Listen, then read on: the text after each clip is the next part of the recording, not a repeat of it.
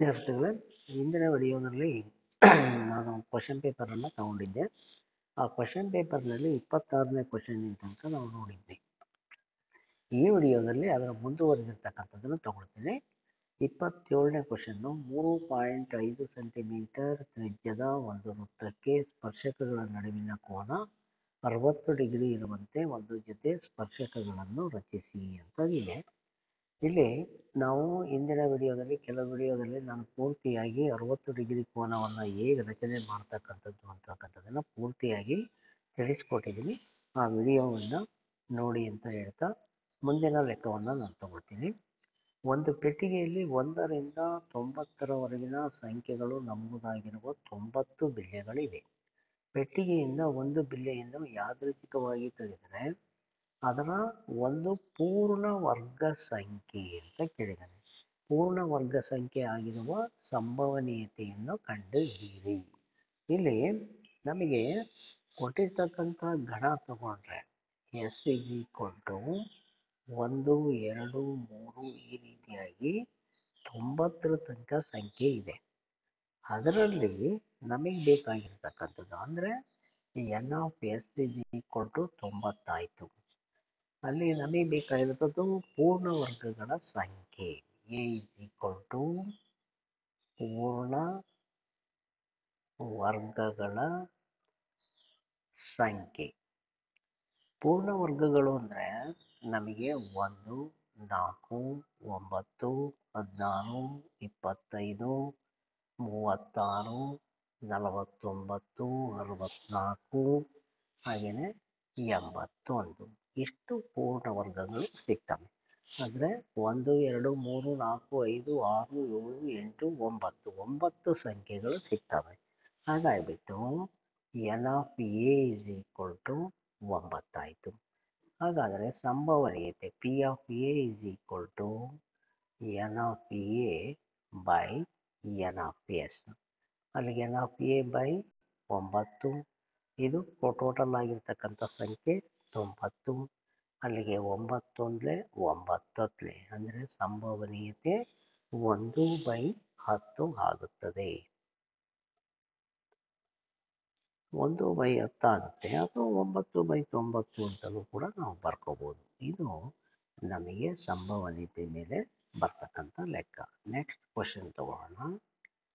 9 centimetre ತ್ರಿಜ್ಯವುಳ್ಳ ಲೋಹದ ಗೋಳವನ್ನು ಕರಗಿಸಿ ಅದನ್ನು 6 ಸೆಂಟಿಮೀಟರ್ ತ್ರಿಜ್ಯವಿರುವ ಸಿಲಿಂಡರಿನ ಆಕಾರದಲ್ಲಿ ಮರುರೂಪಗೊಳಿಸಲಾಗಿದೆ. ಹಾಗಾದರೆ ಸಿಲಿಂಡರಿನ ಎತ್ತರವನ್ನು ಕಂಡುಹಿಡಿಯಿರಿ ಅಂತ ಕೇಳಿದ್ದಾನೆ. ಇಲ್ಲಿ ನಮಗೆ ಗೊತ್ತಿರಬೇಕಾಗಿರ್ತಕ್ಕಂಥದ್ದು ಏನಪ್ಪ ಅಂದರೆ, ಯಾವುದೇ ಒಂದು ಘನಾಕೃತಿಯನ್ನು ಒಂದು ರೂಪದಿಂದ ಇನ್ನೊಂದು ರೂಪಕ್ಕೆ ನಾವು ಬದಲಾಯಿಸಿದರೆ ಅದರಲ್ಲಿ ಘನಫಲ ಮಾತ್ರ ಬದಲಾವಣೆ ಆಗೋದಿಲ್ಲ. ಹಾಗಾಗಿ ಆ ಒಂದು ಸೂತ್ರ ಇಟ್ಕೊಂಡು ಇಲ್ಲಿ ಎತ್ತರವನ್ನು ಕಂಡುಹಿಡ್ಕೊಳ್ಳೋಣ. ಹಾಗಾದರೆ ಗೋಳದ ತ್ರಿಜ್ಯ ಮೊದಲನೇದು. ಗೋಳದ ತ್ರಿಜ್ಯ 9 ಸೆಂಟಿಮೀಟ್ರು. ಹಾಗೆಯೇ ಸಿಲಿಂಡರಿನ ತ್ರಿಜ್ಯ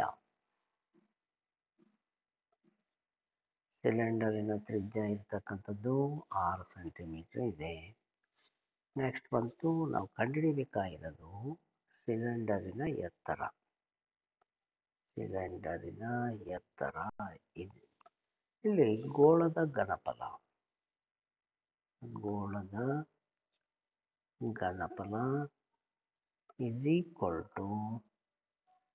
ಸಿಲಿಂಡರಿನ ಘನಫಲ. ಇಲ್ಲಿ ಗೋಳದ ಘನಫಲ 4/3 πr³. ಹಾಗೆಯೇ ಸಿಲಿಂಡರಿನ ಘನಫಲ πr² h. 4/3 ಬೆಲೆ ಹಾಕಿದರೆ 22/7 r³ ಅಂದರೆ 9 × 9 × 9 22/7 r². 6 × 6 h ಬೆಲೆ ಕಂಡುಹಿಡಿಯಬೇಕಾಗಿರೋದು. ಇದರಲ್ಲಿ ಬೆಲೆಯನ್ನು ಕ್ಯಾನ್ಸಲ್ ಮಾಡಿದರೆ 22/7 22/7 ಕ್ಯಾನ್ಸಲ್ ಮಾಡೋಣ. ಇನ್ನು ಉಳಿದಿರೋ ಹಾಗೆ h ಅಲ್ಲೇ ಇರಲಿ. h ಅಲ್ಲೇ ಇಟ್ಕೊಳ್ಳೋಣ. 4/3 ಇದೆ. ಇಲ್ಲಿ 4/3 ತಗೊಳ್ಳೋಣ ಅಂದರೆ ನಾವು ಬೆಲೆಯನ್ನು ಕ್ಯಾನ್ಸಲ್ ಮಾಡ್ಬೋದು, ಆದರೂ ಅದನ್ನೇ ಇಟ್ಕೊಳ್ಳೋಣ. ಇಲ್ಲಿ ಇರ್ತಕ್ಕಂಥದ್ದು 4 × 9 × 9 × 9 ಅಲ್ಲಿ ಛೇದದಲ್ಲಿದೆ. ಇದು 6 × 6 ಆಯಿತು. ಅಲ್ಲಿಗೆ ನಮಗೆ ಬೆಲೆ 3 1 3 3 3 1 3 2 2 1 2 2 2 1 2 3 3 1 3 3 ಅಂದರೆ 9 3 27 ಸೆಂಟಿಮೀಟರ್. ಇದು ನಮಗೆ ಸಿಲಿಂಡರಿನ ಎತ್ತರ ಸಿಗ್ತಕ್ಕಂಥದ್ದು. ನೆಕ್ಸ್ಟ್ ಇನ್ನೊಂದು ಕ್ವಶನ್ ತಗೋಣ. 64 ಸೆಂಟಿಮೀಟರ್ ಕ್ಯೂಬ್ ಘನಫಲವನ್ನು ಹೊಂದಿರುವ 2 ವರ್ಗಗಳನ್ನು ಸೇರಿಸಿ ಒಂದು ಆಯತ ಘನಾಕೃತಿ ಮಾಡಿದೆ. ಈ ಆಯತ ಘನಾಕೃತಿಯ ಪೂರ್ಣ ಮೇಲ್ಮೈ ವಿಸ್ತೀರ್ಣವನ್ನು ಕಂಡುಹಿಡಿಯಿರಿ ಅಂತ ಕೇಳಿದ್ದಾನೆ. ಇದರಲ್ಲಿ ನಮಗೆ ಒಂದು ಘನಾಕೃತಿ ಅಂದರೆ ಉದ್ದ ಇಂಟು ಅಗಲ ಒಂದೇ ಬರುತ್ತೆ. ಹಾಗಾಗಿಬಿಟ್ಟು ಅದರ ಅಳತೆಯನ್ನು ನಾವು ತಗೊಳ್ಳೋದಾದರೆ 64 ಸೆಂಟಿಮೀಟರ್ ಕ್ಯೂಬ್ ಇರ್ತಕ್ಕಂಥದ್ದು. ಇದನ್ನು ಎರಡನ್ನು ಸೇರಿಸಿದರೆ ಈ ರೀತಿಯಾಗಿ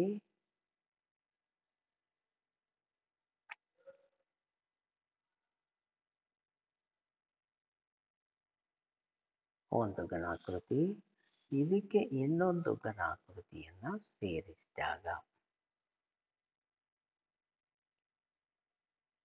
ಅಲ್ಲಿಗೆ ನಮಗೇನಾಯಿತು, ಇಲ್ಲಿ ಕೊಟ್ಟಿರ್ತಕ್ಕಂಥದ್ರಲ್ಲಿ ಎರಡು ಘನಾಕೃತಿ, ಮೊದಲನೇ ಘನಾಕೃತಿ ಎರಡನೇ ಘನಾಕೃತಿ, ಎರಡು ಘನಗಳನ್ನು ಸೇರಿಸಿದೆ. ಅದನ್ನು ಒಂದು ಆಯತ ಘನಾಕೃತಿಗೆ ಮಾಡಿರ್ತಕ್ಕಂಥದ್ದು. ಇವೆರಡನ್ನು ಸೇರಿದರೆ ಇಲ್ಲಿ ನಮಗೇನಾಗುತ್ತೆ, ಉದ್ದ ಮಾತ್ರ ಚೇಂಜ್ ಆಗುತ್ತೆ, ಆದರೆ ಅಗಲ ಮತ್ತು ಎತ್ತರ ಒಂದೇ ಇರುತ್ತೆ. ಹಾಗಾದರೆ ಇಲ್ಲಿ ಯಾವುದೇ ಬೆಲೆ ಕೊಟ್ಟಿಲ್ಲ, ನೇರವಾಗಿ ಘನಫಲ ಮಾತ್ರ ಕೊಟ್ಟಿದ್ದಾನೆ. ಅದನ್ನು ತಗೊಳ್ಳೋಣ. ವರ್ಗದ ಘನಫಲ is equal to a cube. 64 into a cube ಆಯಿತು. ಹಾಗಾದರೆ 64 ಕ್ಯೂಬ್ ರೂಟಿಗೆ ತಗೊಂಡ್ರೆ a cube root of 64 a is equal to cube root of 64ನ ವರ್ಗ ಘನಮೂಲ 4 ಕ್ಯೂಬ್ ಆಯಿತು. ಅಲ್ಲಿಗೆ ಕ್ಯೂಬ್ ರೂಟ್ ಕ್ಯಾನ್ಸಲ್ ಆದರೆ a is equal to 4 ಆಯಿತು. ಇಲ್ಲಿ ಇದು 4 ಸೆಂಟಿಮೀಟ್ರು, ಇದು 4 ಸೆಂಟಿಮೀಟರ್. ಟೋಟಲ್ ಆಗಿ ನಿಮಗೆ ಎಲ್ ಬೆಲೆ 8 ಸೆಂಟಿಮೀಟ್ರ್ ಸಿಗುತ್ತೆ. ಇದು 4 ಸೆಂಟಿಮೀಟ್ರ್ ಆಗಲ್ಲ, 4 ಸೆಂಟಿಮೀಟ್ರು ಎತ್ತರ ಸಿಗ್ತಕ್ಕಂಥದ್ದು. ಈಗ ಆಯತ ಘನಾಕೃತಿಯ